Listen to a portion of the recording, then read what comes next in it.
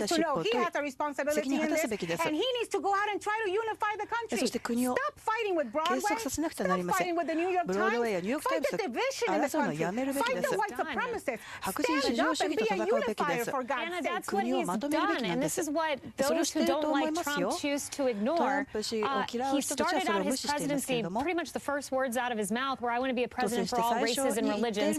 Brian Lanza put out a statement last night denouncing all racism on behalf of the administration, as they've continually done. Today, he told the New York Times, I don't want any of this. Stop it. He looked in the camera in 60 Minutes and said, cut it out. He's done this 4 times. If it were up to you, Anna, or to the left, no, let me finish. If it were up to you, Anna, or the leftists, he would spend every day of his presidency standing on top of Trump Tower with a megaphone saying, I am not a racist. But he's not going to do that. He's done it 4 times already. He's going to work for the American people, and he's not going to be baited into these traps you are trying to lay and the left are trying to lay. So listen, it's not up to me. Let me tell you something that probably doesn't happen to you. I get stopped by children who are afraid of going to school. I get stopped by Muslims who are afraid of going out in the street and having the scarves torn off their head. I don't care what he does. If he doesn't want to succeed as a president of the United States, that's perfect. If he wants to unite this country, he should use the bully pulpit he has now as president of the United States. I hope, Anna, that you, I hope you are honest.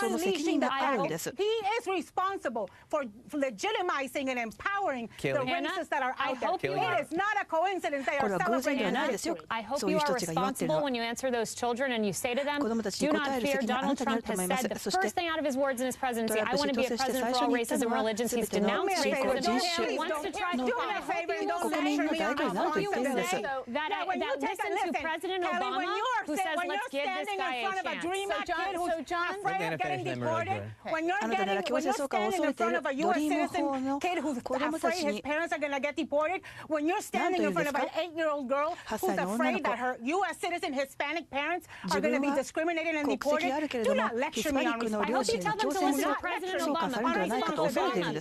I am not president of the United States. So here's the thing, to Anna's point and to your point, Kaylee, we can't tell those children not to be afraid because Donald Trump has said himself he is going to take away the DREAM Act. He is going to make 1.5 million kids who have been here through no fault of their own, he's going to make them subject to deportation. So if we say that to these kids, it would be a downright lie. But hang on. So to the point that Donald Trump said, oh, I don't know why they're energized, and I need to look into that. Guess why they're energized? Because for 5 years, he was the person to push birtherism, to make our president of the United States something other than American, president African American. All right, guys. Here's what we're going to do. Guys, what we're going to do, this is a big conversation, obviously a lot of passion here. We have a lot more to discuss. We're going to take a quick break. We'll be right back.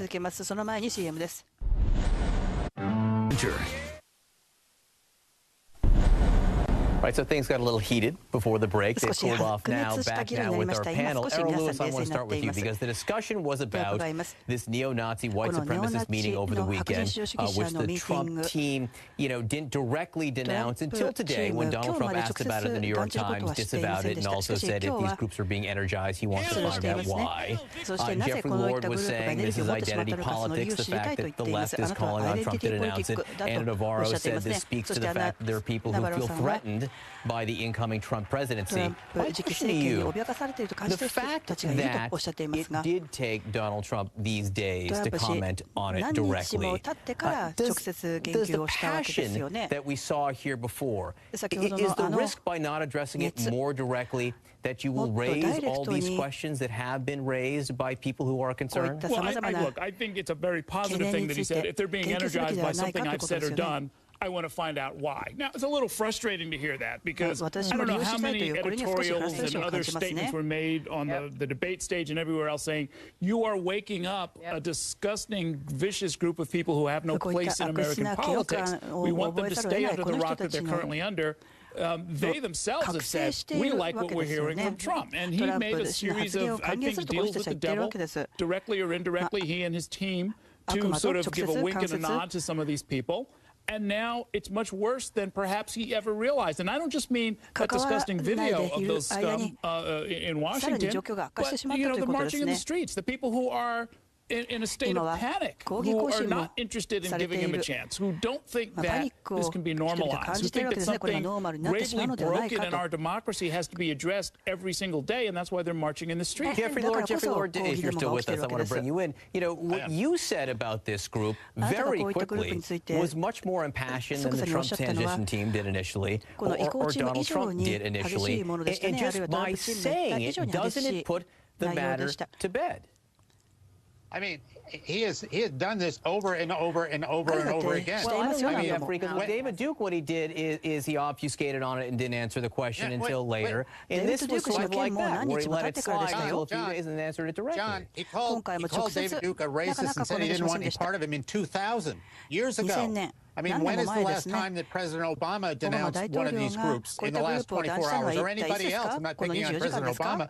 I'm just saying is that we keep picking over the sore over and over and over again. He wants no part of them. He's disavowed them. He wants nothing to do with them. They're racist. They're Nazis. The end. That's it. 200 people in a hotel room are racist. So big deal.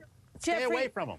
With all due respect, it's not actually at this moment in time about what Donald Trump wants. We are seeing meetings. With this meeting happened. We have video of it. We are seeing documented hate crimes and hate graffiti and hate language. Jeffrey, please. We are seeing people, and they shouldn't. But we're seeing hate crimes statistically documented by law enforcement go up. And I believe and have always believed that elected officials, nonetheless the President-elect of the United States, have a bully pulpit that when they use it, it can not only embrace survivors of hate crimes, it can send a message that will drive them down. I know that from when I ran a crime victims assistance agency.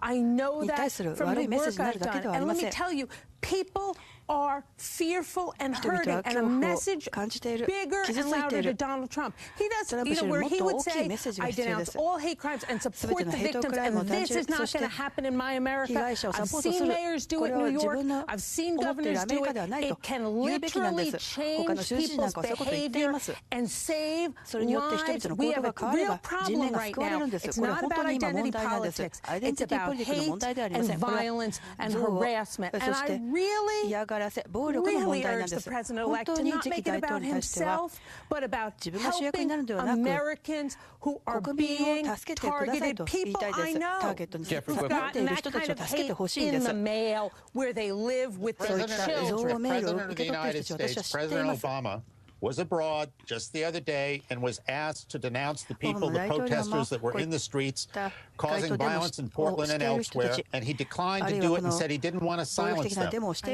I didn't hear anybody speaking up and criticizing. You know what? We're talking. Let's stop pivoting. No, Jeffrey, because this is about Donald Trump's responsibility. No.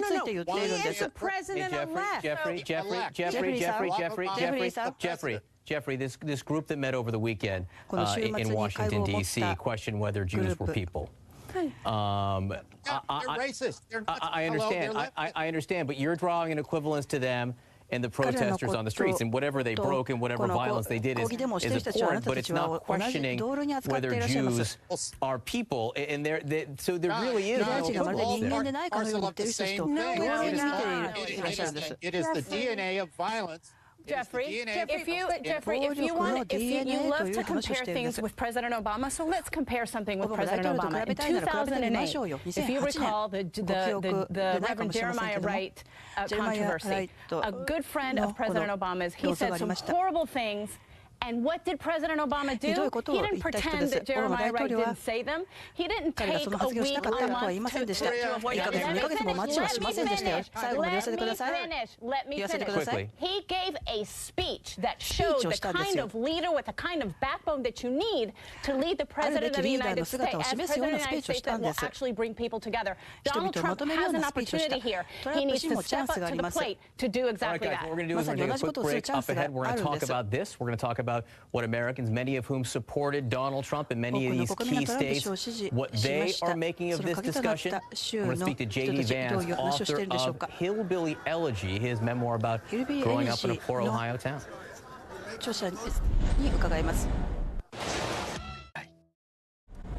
Maggie Haberman, who we heard from earlier, live tweeted the meeting, and she and others at the New York Times